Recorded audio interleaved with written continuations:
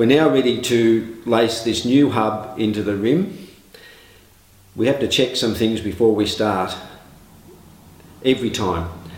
One is that we check that there's the same number of spoke holes in the hub as the rim, and we need to establish what length spokes we're going to use and what spoking pattern we're going to use. With this hub, we only need to count one side, one flange, and we just start. I've got my finger under one hole and I'm just going to count around. 1, 2, 3, 4, 5, 6, 7, 8, 15, 16, 17, 18 holes, which means that's a 36 spoke hub. The hubs come in all different drillings from 20 up to 40. That's a 36.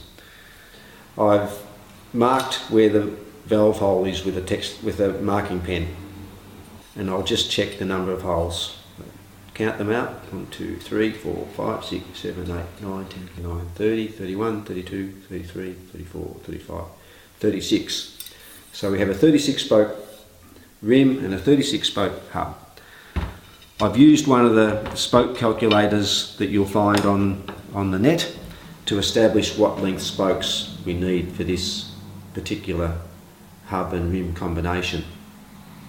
And the spoke calculator came out at 264 millimetres, and we have a box of 14 gauge spokes, or 2 millimetre spokes, that are 264 millimetres according to the box. But this box has been opened, and I've got a date on the box that this box of spokes came into the workshop on the 8th of January 2008, so 5 years ago. I don't know how many people have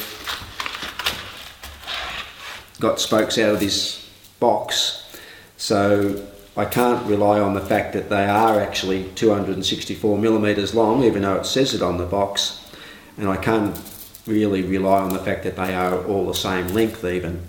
So what we do every time, if it's not a fresh box of spokes that hasn't been opened, we check the length with a special spoke measuring ruler. In this case it's a Park Tools spoke measuring ruler, and we place the spoke in this hole at the end of the ruler, and we measure off along the gauge, and it is in fact 264 millimetres.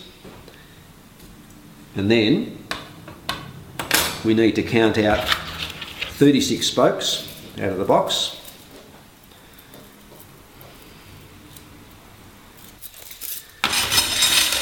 There's 20,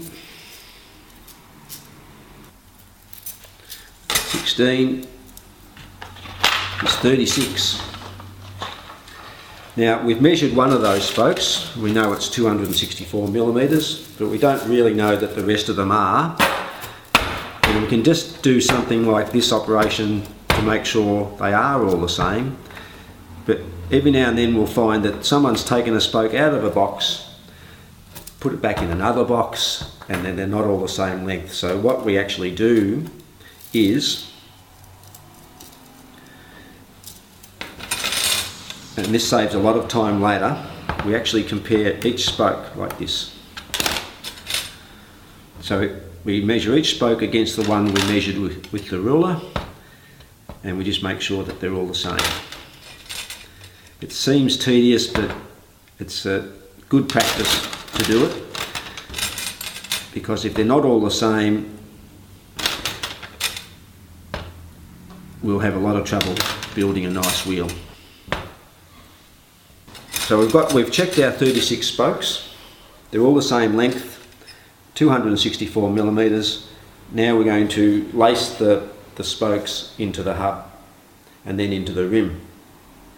Now there's at least 3 main methods of lacing a bicycle wheel, and there's probably a dozen more methods that people use. They all turn out the same. Everyone has their preference. I use the method I'm going to demonstrate now because it's the way I learnt, and it's a modification of the way I learnt then. And I've been using the same method for a long time, and I've taught it to a lot of people, and it seems to be a reasonably easy way to do it.